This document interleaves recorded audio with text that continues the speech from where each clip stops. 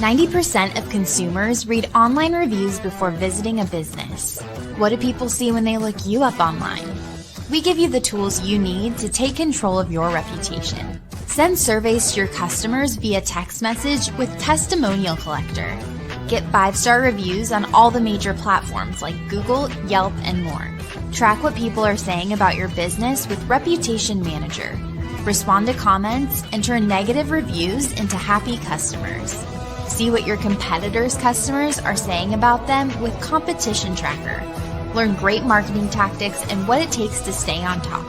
A bigger social presence means more connections. Automatically generate and schedule engaging social media posts with Social 365.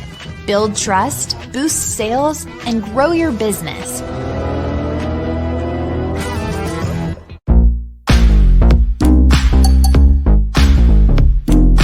Entrepreneur Life Show. Work to work, being significant. Entrepreneur Life Show. Don't you worry, success will follow. Entrepreneur Life Show.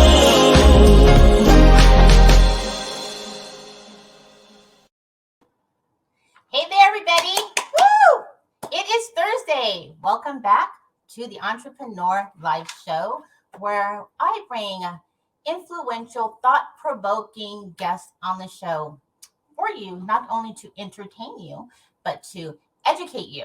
So I want to thank you all for tuning in, and for those who have been such amazing and faithful followers on the podcast.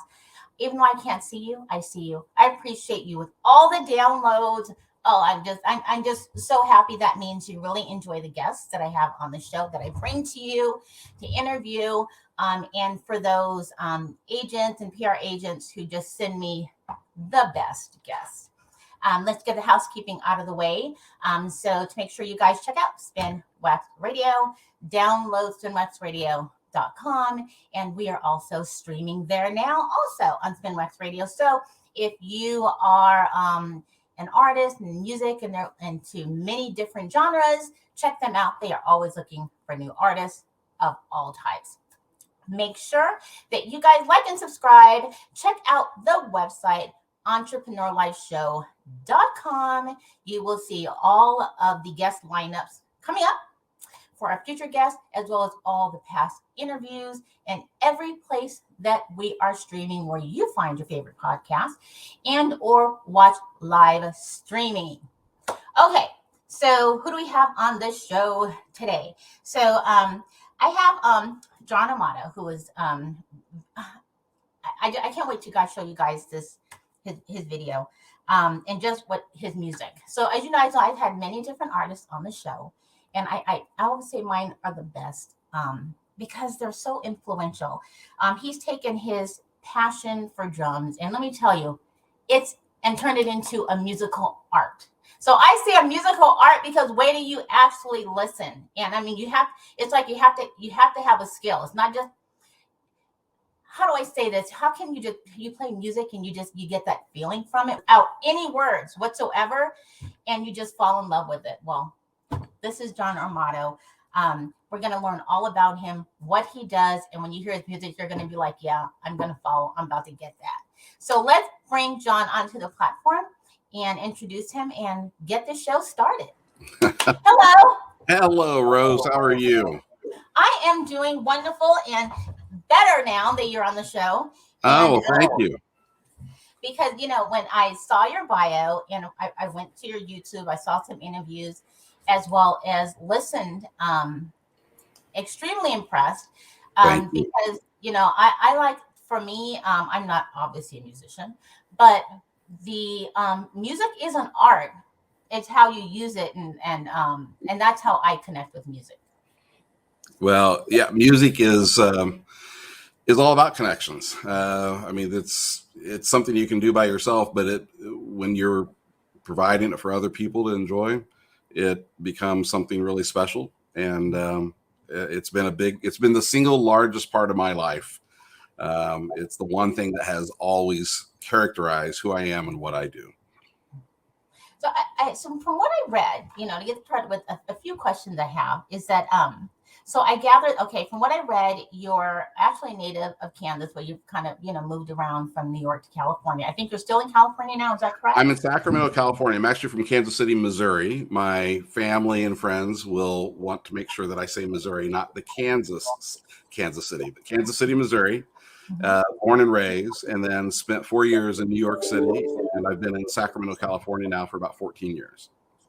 So I know I'm like, what is in Kansas? So I say to you, even though I know Missouri, the show me state, what was your first introduction to music where you decided it was going to be the drums out of the many different instruments that you could have chosen as a youth, that was what you said, this is my passion right here?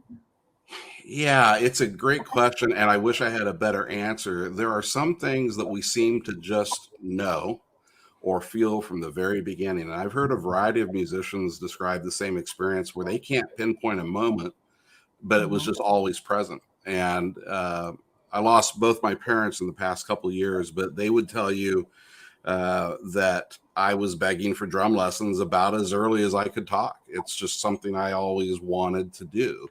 And we have a little home movie clip of me getting my very first toy drum at about 5 years old on Christmas Day. And how do you explain it? I don't know. We always had music playing in the house. My folks had great taste. There was musicals and jazz and easy listening and a little bit of popular music. But their era was the 50s, really. I was born in 64 and grew up in the 70s. But I had that early influence. And I just always knew music just has a way of sort of crawling up your spine and plucking a heartstring. And when it does, you resonate and you have no choice. That's just the way it is. So I know when I was, when listening, doing a bit of research on drums, I'm just talking about the instrument because, of course, when I said, okay, well, I'm going to have him on the show, I'm going to do my little bit of investigation. I'm impressed. So from a little bit from what I've done, I know there are many different types of drums. And so then snare, bass, of course, you have your conga guns and then different types of kits that go with the drum. So then my question is, okay, drums became your interest, but then how do you know what type of drum that makes the type of music that interests you to make the sound you want? Because I have to say, so many different types. You're the only. This is the first time anyone's ever asked that. I think that's a fascinating question. I really do. I fell in love with drums. I fell in love with music. I fell in love with jazz, and all three of these things kind of were the same for me initially. Now, I think especially when you're a little kid, the parade goes by, and you hear the loud pulsations of drums. There's something sort of primal and animalistic about that that's just exciting. But again, if my folks were around, they would tell you a story of when I was still a kid, and I had started to get into drums, and I probably had started taking lessons at this point, and I was really into Buddy Rich, and who one of the world's most famous big band drummers, always appeared on the Tonight Show and all this sort of thing. And I remember saying, one of the things I wanted for Christmas was an album by Buddy Rich, but not one with just him. I wanted the full band. Now, where I got an idea that somebody would put out, an album of just drums, which has been done since then, I don't know. But my emphasis was on the music. It was the total experience of the music. So by being exposed to jazz early on, by falling in love with music holistically and not just the instrument itself, I was drawn towards jazz drums. So for me, that's a traditional kit. Like a four-piece, what we call a four-piece drum set, a snare, a tom, and a low tom, and a couple of cymbals, and that's jazz to me, and that's the way I like to make my music, and that's what I fell in love with from the beginning, and still in love with today. So now that I've got kind of the drum, because unless you have the right sticks, because there are so many sticks. And then I was like, so let me tell you, I was doing my little bit of research. And so I was like, because when I watched your video and then I noticed that there were brushes. So I was like, I know something made this different kind of a sound, but then with the actual drumsticks, you have like the round ball, the acorn. And now, oh my gosh. You dug in. The teardrop, and then that's just a few, and then of course the brushes, and then how they're made with like the, I don't know if it's like wire or different hair, and I said, so how do you even know what sound? Because with the drum kit, you still have to make the sound that you want with the type of drum Yeah. by the stick. Well, first of all, your research is extraordinary, and no one's ever dug in that deep out of casual curiosity before. One of the things that is a joy and a frustration about drums is the permutations of the sounds you can make is, for all intents and purposes, infinite. Now, this is a little unfair to my fellow musicians who play other instruments, but if you play a saxophone, you can get different models of saxes. You can use different reeds, different mouthpieces, but then that's kind of it. Those are your variables. With drums, every drum is different.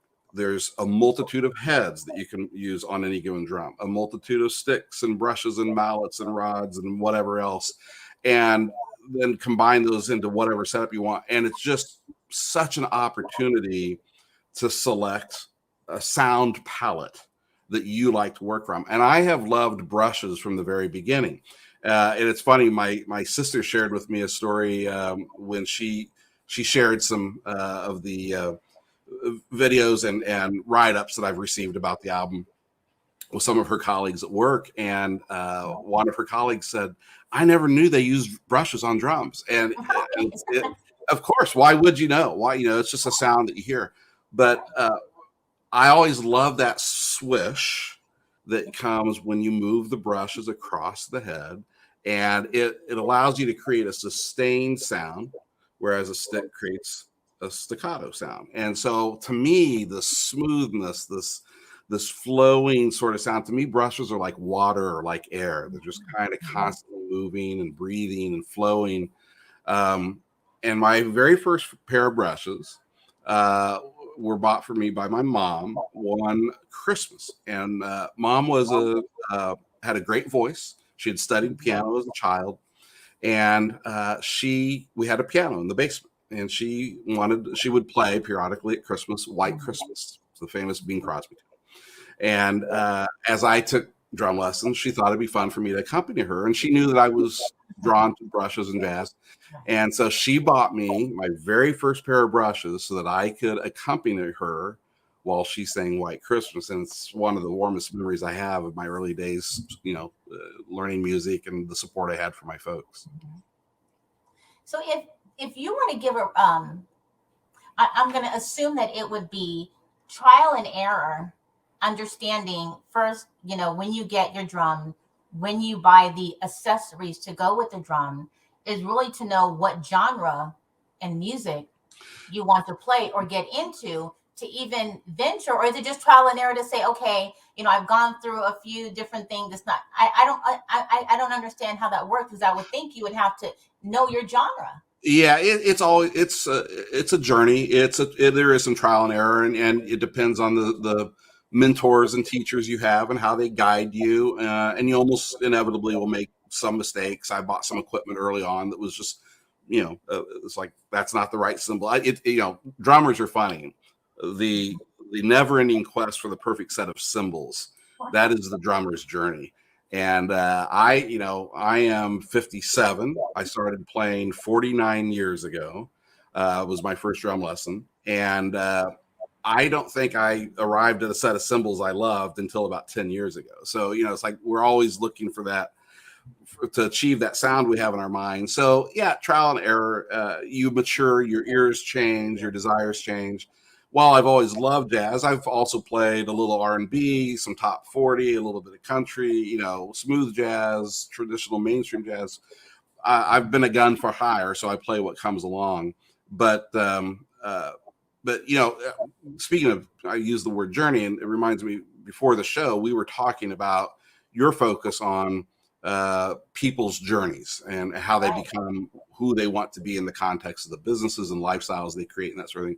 And that's what the album, The Drummer Loves Ballads, is really all about. I mean, it started 40 some odd years ago in a moment that was a moment of rejection, but 40 years later became this album of reflection. reflection on relationships and good memories and gratitude and what's really important in life. That's really how the essence of the album emerged.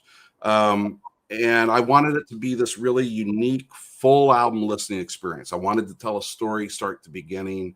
I wanted it to reward the listener for listening closely as well as casually. And I wanted it to be fresh but familiar. I wanted you to say, yeah, there's something new here, but it could also feel like a long lost, loved jazz album. And, honestly, thanks to a huge number of people, 34 people were involved in the production of the album. That's the album we made. And for me, when I think about that journey from that kid in Kansas City, Missouri, experimenting with the different equipment, trying to find what he loves, figuring out how it all works, that journey to today, when now this album has had worldwide airplay and you can buy it everywhere you buy, download, stream your music, whatever, is extraordinary. It's unbelievable to me. And I've just ridden this ride of rhythm on my journey over the years. So now that kind of moves us into the music part, because before I ask this question, I want people to hear just one of the, I was this particular session that you guys are in, and just one of them. But I'm going to ask the question after that. Okay. Because I think it goes directly within what we're about to listen to. So everybody who's listening, that you are on one of your favorite podcasts, make sure you listen in and share it, because this is just it speaks to me. So that's what I'm going to ask about. So let's share it really quick. Great. And so people can hear a bit of it and see if you're streaming somewhere on LinkedIn or wherever you're streaming on.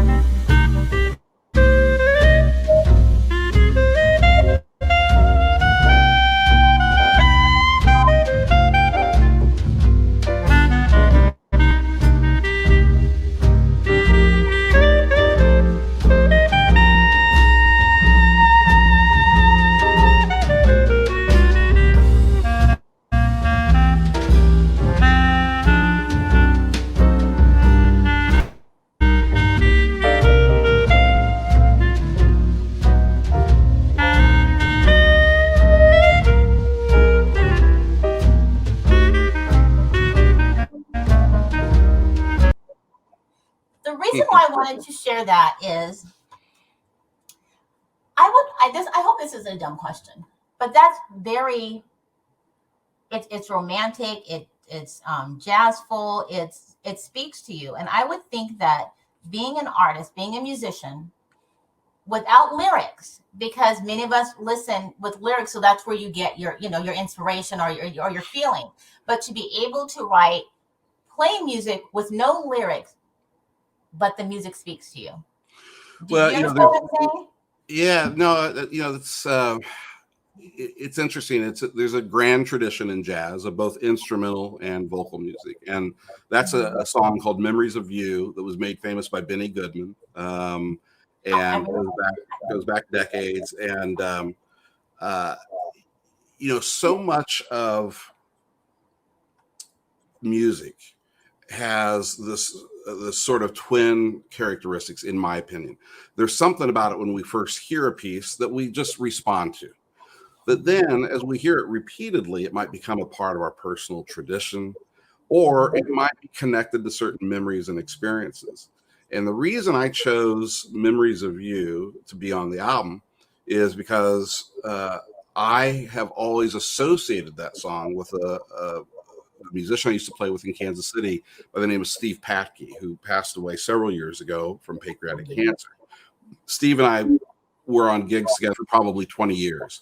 And I just loved the way he played that tune. And so, most of the time you get requests from the audience. I would always request from the bandstand to Steve. I'd say like, "Hey, Steve, you got to do Memories of You tonight." And so I wanted to do that tune as a tribute to him, as a part of remembering him, and because of the way that made me feel, not just in the moment when I heard that song, but for years as a part of a friendship and a musical relationship. So, again, how those little impulses that ride across the air, because that's all music is air and movement, hits our eardrum, which translates it into an electrical signal that our brain processes. How how our bodies and our brains decide, "Ooh, I love that signal and I don't love that signal." I don't know, but I love these signals, and it's now associated with this really warm memory for me. And so that's how it ended up on the record. And the person that you saw playing it is a man by the name of Lynn Zimmer, who's an extraordinary clarinetist who's had a stellar career, traveling the world and recording with people like Al Hirt and just some really extraordinary musicians. So when it comes to playing, or I guess like you were saying, pieces that by some influential artists of our time, and then you're going to play that piece, I would think it'd be a somewhat of a pressure, you know what I'm saying? And then how you select the orchestra behind you and the players. How do you know what best fits? I mean, because some people always change things up. It's not exactly what somebody did before. Right. You want it to be better, but not competitive, but you want to pay due diligence to the creator, basically. Yeah, you're exactly right, and you're getting to a really important part of the creative process on this album in general. So I have just a wonderful lifelong friend, my buddy John Cushan, who I've known for 35, 40 years or so. And John is a world-class A-list drummer. He, you may know the name Oleta Adams. John is Oleta Adams' drummer, music director, road manager, and husband. And so I've known John and Oleta most of my adult life. As a matter of fact, I turned the day I turned 21, I was listening to Oleta in a local club in Kansas City. So that's how I spent my 21st birthday. So so I asked John if he would be the producer of the album, and he sort of debated. He doesn't like the term producer because he felt like I already had a pretty good vision for the album, but I didn't know how to make it, and he does. So one of the things that we talked a lot about is the tune selection and the way we were going to represent those tunes. And his great piece of advice was, if you're going to record it like it's already been recorded by somebody else, what's the point? And so look for your own stamp on it. And I've always enjoyed, thinking about different ways to approach things. So there's a mix on here. Things like Memories of You, they're pretty much a straight homage. That's how it's pretty traditionally presented. But there are other tunes that we distinctly chose different approaches for a variety of reasons. For instance, there's a song called Poinciana, which is sort of the drum feature on here. I've got a layered overdubbed solo that I do on that tune. Well, it's another really old, decades old tune made famous by the wonderful pianist Ahmad Jamal. And his drummer that he recorded with, Vernel Fournier, had a very distinct New Orleans style drum beat that is incredibly associated with Poinciana. When anyone does that tune, that's how they do it. And honestly, we tried a variation of that in the studio, and it just didn't go well. We were going to just dump it. I'm like, I'm not happy with that. I don't think we're pulling it off. It doesn't feel good to me. And on a subsequent session, I said, hey, why don't we try that as a shuffle, a little bit of a different feel, not this sort of Latin New Orleans kind of thing, but a little bit of more of a swing feel. And we tried it and it felt good to us. And that's what's on the album. And that was just an attempt to try something new that felt good in its own way. And then sometimes you just hear things from the start. There's the tune that closes the album is a tune called For All We Know, another classic part of the standard library of jazz. And Rod Fleeman is the guitarist on that. And Rod and I have worked together for years. I just adore his playing. And I just have always thought that tune would make an interesting bolero. Now, it's usually done as a straight ballad, sort of like what you just heard. Shoom, shoom, shoom, just gentle, swishing kind of sounds. A bolera's it's got this little Latin, sort of sway to it. And I said, I want to try it as a bolero. And I also want to try it as a bolero where I'm really almost exclusively on the cymbals instead of the drums, just because I like that sound. It's purely self-indulgent. And we did it. We all loved it. And that's how the album ends. So we tried to make some decisions to make things different, to put our own stamp on them. And, musicians, like entrepreneurs in general, I think are preoccupied with possibilities. Yeah. What could we do with this? What is possible? Why does it have to be like it's been done before? And so you get a mix on the album of some traditional approaches and some fresher approaches. So why ballads, though? Is it just, that is your genre? Not to say it's not beautiful, but very sentimental, and being able to connect with your listener. Why that choice of all the there's so much. My dad used to say that people would talk about nature versus nurture, how our personalities evolve, and what you're sort of born with and how you're cultivated. And he's like, there's always an X factor. There's just some unknown in every individual that you can't explain, that is just a part of who they are. And I can't explain it. I don't know why. I just know that early on, I responded very candidly, emotionally to ballads. And I think that it's consistent with just my personality and my emotional baseline. Frank Sinatra once described himself as being essentially melancholy. And I feel that same sort of emotional baseline. I enjoy a gray and rainy day. And I cry easily at movies and stories and, whatever. And I like to feel things. And I love listening to Tower of Power, Earth, Wind, and Fire, and feeling energy and pumped. I love that too. But there's just something about me as a person that is nostalgic, that is sentimental, that is emotional. And that just, ballads just speak to that part of me. And so when I started playing, I was probably the only kid my age wanting to play brushes. Everyone else was, like I said, rocking out to AC/DC, and that's great. So I wish I had a better explanation for you, other than ballads make me feel, and they make me feel the way I enjoy feeling, and I enjoy playing them to feel that myself and to pass that feeling along to others. So I do want to bring up the fact that you actually, your background education is communication. That's right. So because of that, would you say that background in any way helped you within your music and what you wanted to do? Because like I'm going back and saying, being able to communicate by ear, without lyrics and people being able to understand what you're saying without words. Do you think that communication, that background kind of played a part in what you're doing? I think unequivocally. There's one of the great designers of the 20th century was Charles Eames. And if people are into mid-century modern aesthetics, they know the famous Charles Eames lounge chair and a variety of things that he and his wife, Ray, designed. And one of his famous quotes is, "Everything connects," that all influences are resources. Everything you experience, everything you try can be tapped for the creative process. And The Drummer Loves Ballads connects all my dots. Everything I've ever loved and feel passionately about and hopefully am good at merged and converged with The Drummer Loves Ballads. So the communications part of it is certainly represented there. We gradually developed this idea of these narrative interludes.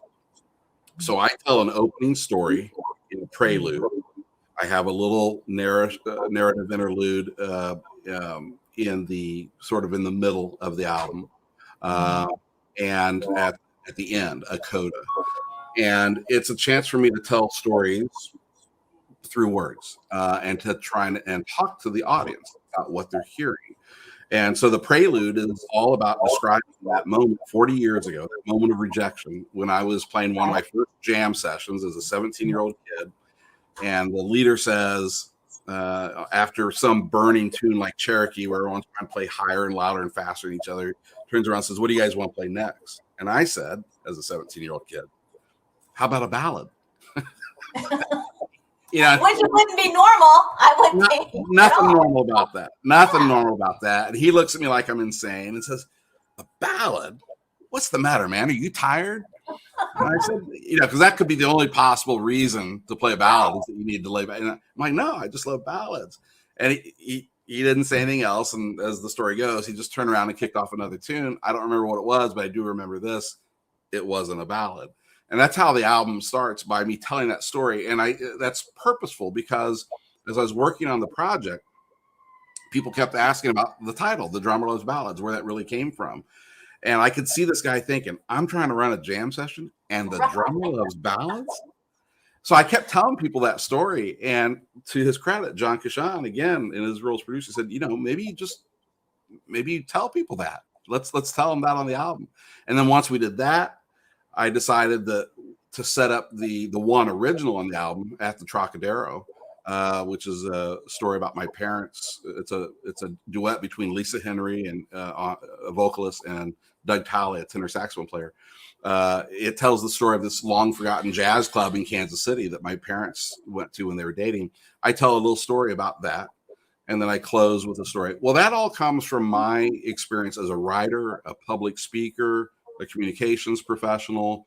And it was natural and comfortable for me to introduce that part of myself and these other parts of my professional lives into the album. So yeah, everything connects. My passion for graphic design. I had a professional designer that I worked with do some refinements and some final layouts, but I did the original design of the cover, and I wanted it to be beautiful as a full package. The writing, the storytelling, the music itself, every part of me that I could put in the album, I did. So only because you talked about writing, you mentioned writing. Yeah. And although, some of the music I've heard are without vocals, do you find that you have to write? Do you write the words to know how you're going to write? So the one original on the album is At the Trocadero, as I mentioned. Everything else on there is, cover songs. We're doing tunes that were written by others frequently many years ago. Sorry, you're probably hearing some sirens go down the street here. But the one original is At the Trocadero. And honestly, Oleta Adams is responsible for that tune, whether she fully realizes it or not. We were having sort of a series, and I'm gonna come back to the specific question here in a second, but I want people to understand where the song comes from. We would meet in Kansas City periodically at John and Oleta's house to work on the project while we were recording in Kansas City or plan the next phase or what have you. And John and I'd spend a lot of the day together. And that evening we were just chatting, and Oleta said, "Well, now you're going to do an original, aren't you?" And I said, "Well, Oleta, I don't really write music." And she said, "You can do it. You can do it." And boy, what a beautiful lesson. And, I've always been fortunate. I've always had people in my life who believed in me more than I believed in myself at any given moment. And she got me thinking. And on the flight home, I started thinking like, well, what could I write? And as a writer, I can write words, and I've written lyrics before. I'm not a composer, but Wayne Hawkins, who's the pianist in the quartet, I've mentioned Rod on guitar, Wayne on piano, Gerald Spates is the bass player, and he's wonderful as well. They're all from Kansas City originally. I knew Wayne is a good composer, and so I had him in mind to write the music, of course. And so I started scribbling out some ideas, and I started just thinking about this connection I have to ballads and how much my folks love that same style of music. And growing up, since I was a little kid until literally the day they died, whenever they would hear a really sultry piece of music, something sort of for a slow dance, or that had that great sort of voo-voo tenor saxophone in it, they would always say the same thing to me. That's just like the music we used to hear at the Troc. The Troc was the Trocadero, which was this club in Kansas City. They met in 1955. They dated for 1 year and got married. And that summer of 55, they went to the Trocadero, the Troc in Kansas City frequently. That was their live jazz club of choice. And there was always a little trio there that played this little soft, slow dance kind of music, romantic stuff. And that for them was music they loved, but also music that held these warm memories for them. And I thought I should write something about that. And so I wrote At the Trocadero. And it's their story of falling in love with this club while they were falling in love, and how it played such a role in their memories. Excuse me. Even after they could no longer stand up and dance together in the room like they had 63 years earlier. So for me, it was about writing the words to tell that story, literally handing those off to Wayne, who set it to a beautiful piece of music, and then putting it in the hands of these incredible artists. Lisa Henry is an extraordinary vocalist who's a real stylist and can just exude emotion in the way that she sings. And Doug Talley's this extraordinary tenor sax player that I've worked with years ago in Kansas City. And I just had them both in my head for this song, kind of wrote it for them to play, and they did an incredible job with it. So long story, but that's how I wrote and where it came from. So I read something somewhere, so I want to read it to you and give me your thoughts on it, what I found that I want to share with you. So it says, a ballad is a form of verse, often as a narrative set to music. The form was often used by poets, composers from the 18th century onwards to produce lyrical ballads. In the later 19th century, the term took on the meaning of a slow form of popular love song that is often used for any type of sentimental, but which can be used in pop, rock, or music. But although the term is associated with the concept of stylized storytelling, song or poem particularly used in the title, such as like media or film, do you think that rule still applies? A ballad is a script? I think ballads are stories. I'm so impressed with your preparation. That's really incredible. I didn't. Yes. If I want him on the show, I'm like, I want to entertain my listeners too. So. No, it's great. Again, as I was working on the album, musicians tend to automatically have an understanding of what a ballad is or what it means in this context. But other people in my life who are non-musicians would occasionally say, what exactly is a ballad? And it's not as easy to describe as I sort of thought it might be at first. And I eventually defaulted to the description or the answer that, if it's something that makes you want to grab somebody and slow dance, it's probably a ballad. So, music, that's true. But I did start to reflect on its origins, and exactly what you said. It was almost more of a prose or poetry form in its origins. It was a form of storytelling. And as a matter of fact, there's a famous line in the Kirk Douglas movie, Spartacus, the classic film, where Tony Curtis plays Antonidas, and he is asked what he does, and he says, "I'm a singer of songs," but then he recites poetry. That was sort of the origin of this meaning. A ballad was a story, a poetic form. But what appeals to me about what I tried to do with The Drummer Loves Ballads is that even without lyrics, I tried to sequence the music and present it in such a way that it furthered this total story, that it helped tell a story. And it might be a story you just sort of feel, but it had literal moments too At the Trocadero. And there's a wonderful song, The Shadows of Paris, that a young vocalist named Lucy Winans, who's extraordinary, sings. We did the tune Moonlight toward the end of the album, which is a duet between the late Molly Hammer and Ron Gutierrez. That's a vocal piece as well. So there are vocal pieces mixed in, but I do think ballads tell stories. And, if you think about, really faster musical forms, or like maybe think about a James Brown kind of tune.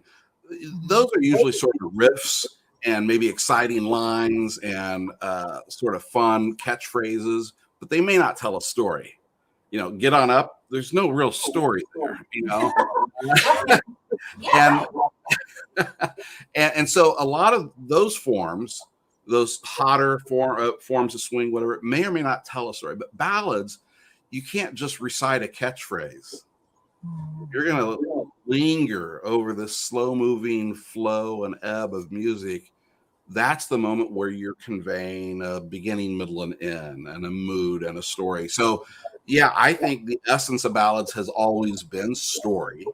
And even as a musical form, with or without words, that's what it's trying to do, is to convey this emotional moment.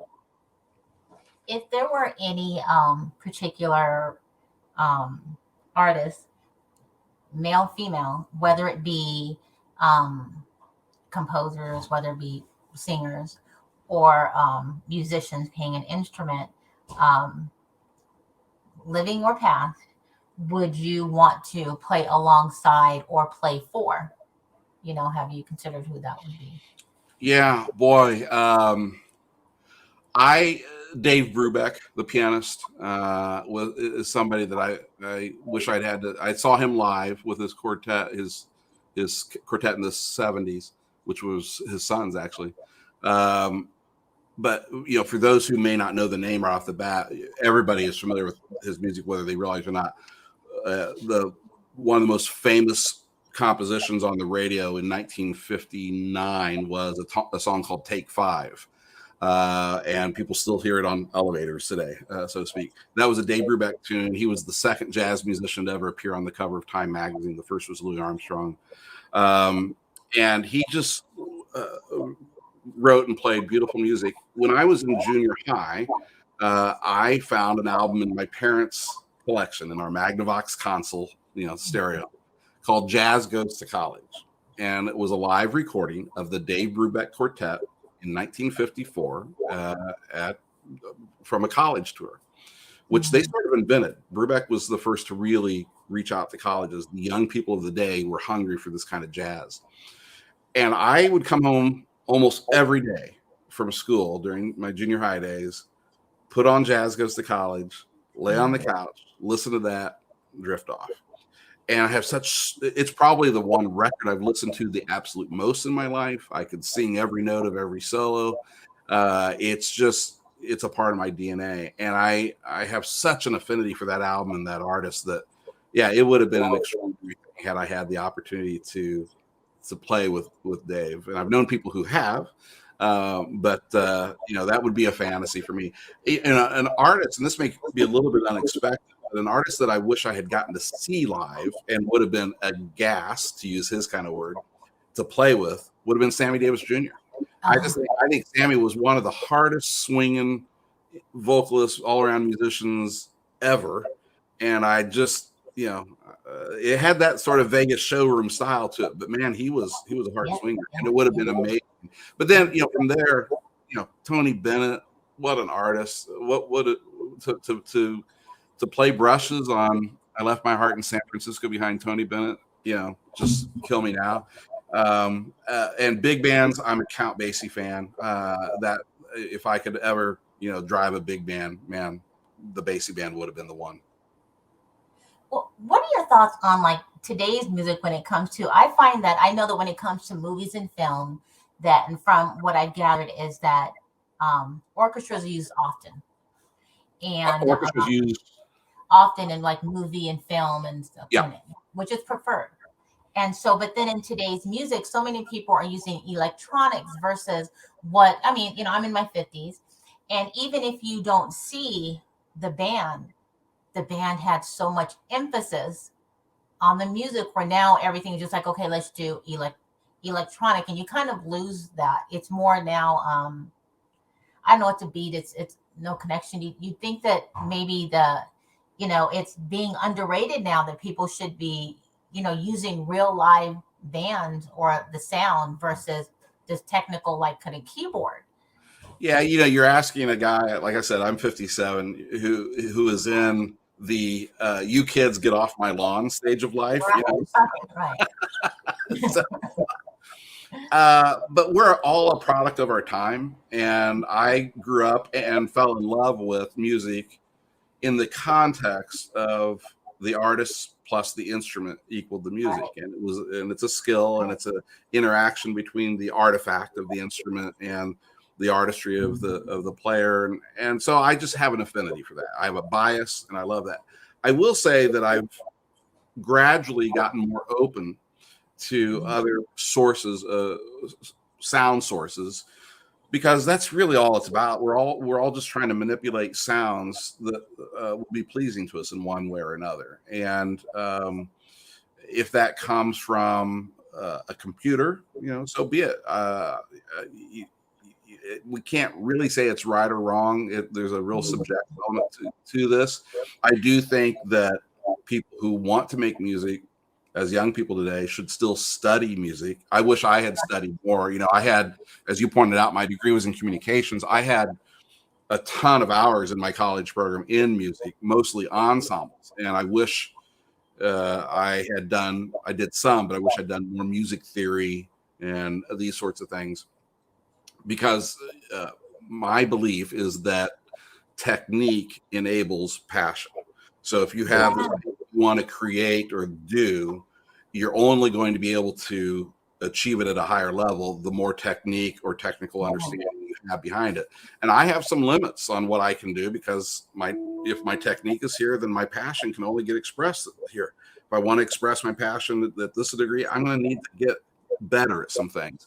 So I think everybody who wants to make music should study music at a traditional level, and not just randomly play with sounds. But like I said, you kids get off my lawn. What you said is why I asked, because I found that there's quite a few performers. I say, like, the singers, but people who sing lyrically, but they're like, they have several. I find the more successful artists have a background and playing different instruments. Then I just see that their music is different, because because they know the instrument, they can write the lyric, they understand what they're going to what they're playing, versus people who just don't have any and they're just singing. Then you just look for a beat. Yeah, I mean, that's I tend toward that same belief. And I'm not a big pop music listener.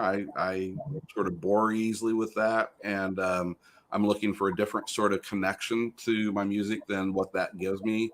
But I find things that I still like here and there. But a big sort of debate that has gone on as long as I've been alive, and before me, I know, is is jazz in good hands? Is jazz dead? Will jazz survive? And I think jazz is in great hands. I don't worry about jazz. I know people in their 20s who have skills way beyond what I was doing in my 20s.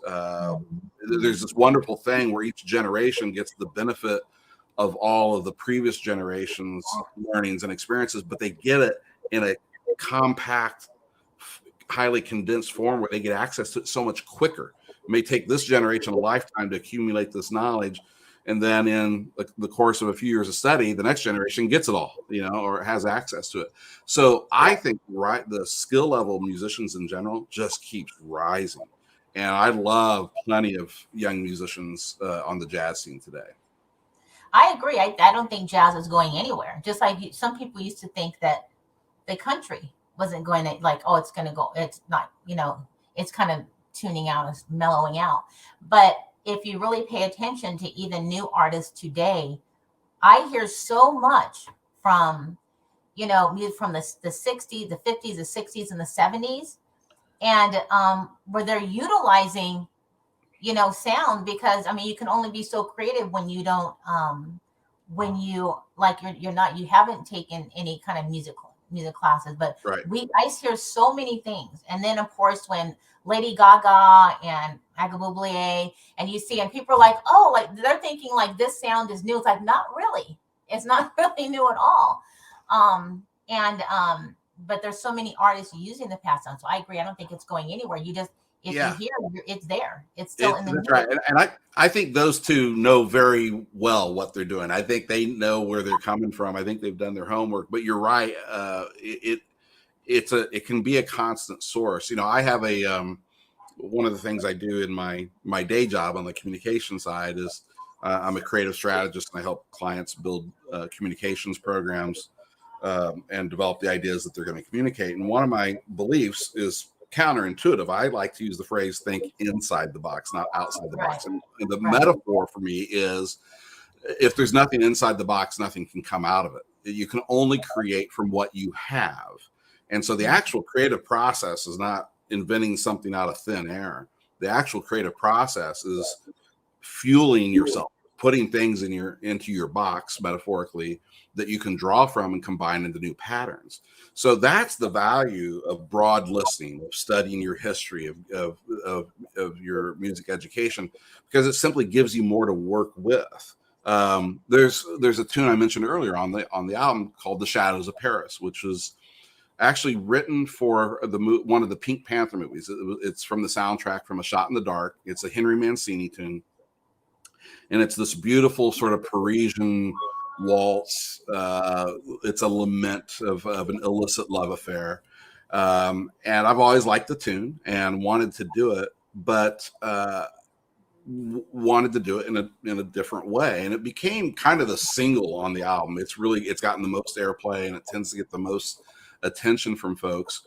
But we created a prologue to it, which is a portion of the Brahms Third Symphony, Third Movement.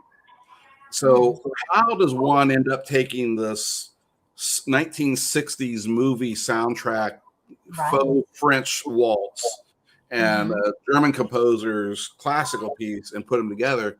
Well, that's stuff I had in my box that I could draw from. And I was thinking about The Shadows of Paris one day as I was doing things here at home, and happened to have the Brahms on in the background. And I've always loved that particular symphony.